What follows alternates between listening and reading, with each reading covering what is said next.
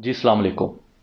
अगर आप एक फ्रीलांसर हैं या आप फ्रीलांसिंग करते हैं या आपकी एक बिज़नेस एंटिटी से आपका ताल्लुक़ है या आप एक बिज़नेस एंटिटी हैं या आप किसी एक मैनेजमेंट कंपनी में काम करते हैं, तो कभी ना कभी आपने वेब स्क्रैपिंग, वेब क्रॉलिंग या वेब एक्सट्रैक्शन का नाम सुना होगा। ये सारी एक ही चीज़ें हैं। अ, अब वेब स्क्रैपिंग है क्या? आसान लफ्ज़ों में वेब स्क्रैपिंग एक ऐसा मेथड है, एक ऐसी मेथोडोलॉजी है जो आपको हेल्प आउट करती है डिफरेंट वेबसाइट से डाटा इकट्ठा करने में। फॉर एग्जांपल, अगर आप एक मेडिकल एजेंसी में काम कर रहे हैं और आपकी ऑर्गेनाइजेशन को डेली के बेस के ऊपर कोविड का डाटा चाहिए रिगार्डिंग पाकिस्तान रीजन वाइज, तो एक तो वो मैनुअल तरीके से आप डाटा इकट्ठा कर सकते हैं। वेबसाइट पे जाएं और डाटे को कॉपी करें, एक किसी फ्लैट फाइल सिस्टम में उसको पेस्ट करें, आई मीन नोटपैड में, माइक्रोसॉफ्ट वर्ड में या किसी में भी, और वो ला के दें। वेब स्क्रैपिंग जनरली 3 तरीक़ों से हो सकती है। पहला तरीका तो ये आपको मैंने बता दिया, मैनुअली। दूसरा तरीका है किसी प्रोग्रामिंग लैंग्वेज के थ्रू। अगर आपका ताल्लुक किसी कंप्यूटर साइंस फील्ड से है तो आप प्रोग्रामिंग लैंग्वेज के थ्रू कोई कोड, कोई स्क्रिप्ट लिखेंगे जो कि उसको रिकर्सिवली कॉल करके आपका डाटा कैलकुलेट करेगी। थर्ड तरीका है नॉन टेक्निकल लोगों के लिए, या टेक्निकल लोग भी उसको यूज़ कर सकते हैं। वो तरीका है किसी टूल की मदद से। डिफरेंट टूल्स के डिफरेंट फीचर्स होते हैं, कुछ पेड टूल होते हैं, कुछ फ्री टूल होते हैं। आज जो मैं आपको एक टूल बताने वाला हूँ, उस टूल की डिफरेंट फीचर्स हैं। नंबर 1, वो एक फ्री भी है। नंबर 2, उसके लिए आपको कोई बेसिक इन्वायरमेंट नहीं चाहिए, वो एक बहुत लाइट वेट है। और नंबर 3 और बहुत इंपॉर्टेंट, कि उसके साथ आप प्रोग्रामिंग लैंग्वेज की स्क्रिप्ट भी यूज़ कर सकते हैं। एक तो वो आपको ऑटोमेटेड तरीके से भी स्क्रैप करके देगा, उसके साथ साथ आप उसको आप उसके अंदर प्रोग्रामिंग लैंग्वेजेस के फीचर भी डालकर डाटा को और रिफाइन कर सकते हैं। अब मैं आपको उस टूल का थोड़ा सा डेमो देता हूं। जी, अब उस टूल को स्टार्ट करने से पहले ज़रा आप इस एग्जांपल को देखें। इस एग्जांपल में हम एक ये टूल चलाएंगे। अब फ़र्ज़ करें कि ये एक worldmeter.info की वेबसाइट है और आपको ये सारी कंट्रीज़ चाहिए। ये जितने भी कंट्रीज़ हैं आपके 195 कंट्रीज़, ये आपको अलग से चाहिए। लेकिन हमें इनकी पॉपुलेशन, वर्ड शार्प और इन चीज़ों से कोई सरोकार नहीं। ये और जो आगे कॉलम आ रहे हैं ये हमें नहीं चाहिए। एक तो आसान तरीका बहुत है कि आप इसको कॉपी करें, एक्सेल में पेस्ट करें और आगे के जितने भी कॉलम वो डिलीट कर दें। फॉर एग्जांपल, डाटा आपका चेंज हो जाता है। डाटा आपका चेंज हो जाता है। फ़र्ज़ करें कि ये यहाँ पर अबव 50 कॉलम है, आपको कुछ कॉलम्स चाहिए। सो सिर्फ ये एग्जांपल के लिए ये मैं इस वेबसाइट का डाटा उठा रहा हूँ।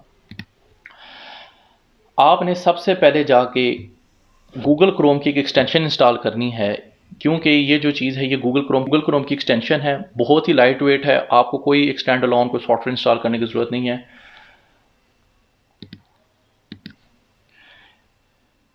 इस एक्सटेंशन का नाम है स्क्रैपर, ऑफर्ड बाय DYSTN ये की तरफ से है। इसका लिंक मैं डिस्क्रिप्शन में डाल रहा हूँ, आप वहाँ से जाके देख सकते हैं। ठीक है, आपने इसको इंस्टॉल कर लेना है। इंस्टॉल करने के बाद ये एक नोटपैड की फ़ाइल सी आएगी और ये ऊपर पेंसिल सी एक बनी होगी, इंस्टॉल होगी। अब हमने अपनी एक वेबसाइट खोल ली। इस एक्सटेंशन का सबसे इम्पोर्टेंट फ़ायदा ये है कि ये आपको jQuery और XPath, जो कंप्यूटर साइंस है उनको पता होगा, उसकी फैसिलिटी देता है। यानी कि आप jQuery के सिलेक्टर यूज़ कर सकते हैं, आप किसी HTML का XPath दे सकते हैं। अब सबसे आसान तरीका तो ये है कि अगर फ़र्ज़ करें मुझे ये चाहिए, ये वाली कंट्रीज़ के नेम चाहिए, मैं राइट क्लिक करूँ इसके ऊपर, जो ऑटोमेटेड तरीका है, और आपने स्क्रैप सिमिलर पे क्लिक कर देना है। जो ही आप स्क्रैप सिमिलर पे क्लिक करेंगे, ये लीजिए, ये उसके लिंक और उसकी जो आगे वेबसाइट का, उस हाइपरलिंक के आगे वेबसाइट है वो भी आ गई है। ठीक है जी, सिंपली आप यहाँ से कॉपी टू क्लिपबोर्ड करें, और कॉपी टू क्लिपबोर्ड करने के बाद आप सिंपल एक नोटपैड की फ़ाइल में जाएं, और नोटपैड की फ़ाइल में जाने के बाद आप सिंपली पेस्ट कर दें। ये हमारा डाटा सारा आ गया है। अब मैं आपको ये जो दो तरीके हैं XPath और jQuery के थ्रू भी बताता हूँ।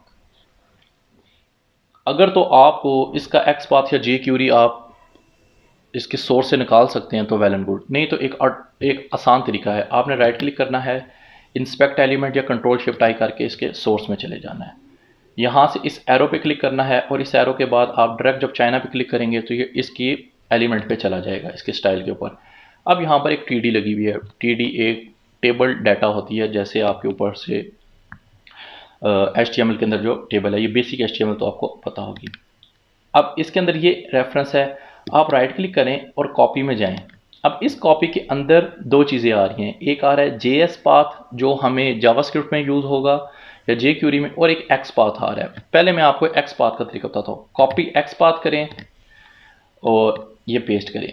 अब जो ही आप इसको पेस्ट करके स्क्रैप पे क्लिक करेंगे तो आपको ये एक फर्स्ट रो देगा, क्योंकि इसके अंदर डायरेक्ट पाथ हमने उसका डाला है।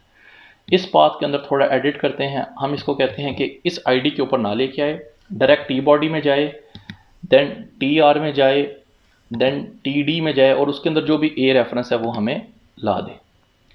लें जी, ये हमारा यहाँ पर सारा आ गया है। स्क्रैपिंग आपकी डिपेंड करती है कि आपके वेब पेज का जो HTML कोड है वो कैसे जनरेट हुआ है या कैसे वो लिखा हुआ है, उस पर क्लासेस किस तरह लगी हुई हैं। स्क्रैपिंग तभी ऑटोमेटेड तरीके से पॉसिबल है जब सेम सीक्वेंस ऑफ क्लास या सेम सीक्वेंस ऑफ स्ट्रक्चर किसी वेब पेज पे इम्प्लीमेंट हुआ हो। तो इस बेसिक टूल के थ्रू आप बहुत आसानी से अपनी वेब स्क्रैपिंग कर सकते हैं। अगर आपके पास कोई फ्रीलांसिंग का बेसिक प्रोजेक्ट है जो बेसिक वेब स्क्रैपिंग करना चाह रहा है, तो मैनुअल कॉपी पेस्ट तो छोड़िए, तो इस टूल को यूज़ करके आप वेब स्क्रैपिंग आराम से कर सकते हैं। अगर आपको कोई प्रॉब्लम फेस हो रही है तो आप कमेंट सेक्शन में मुझे बता सकते हैं। सी यू इन नेक्स्ट वीडियो।